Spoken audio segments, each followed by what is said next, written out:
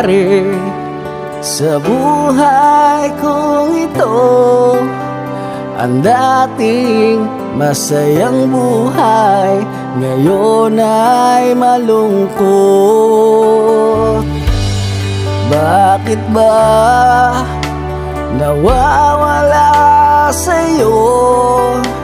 Minamahal at ang iyong kaibigan. Dahil ba mahirap na ako at wala nang maibibigay sa inyo?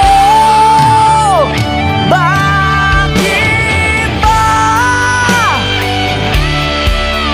pag wala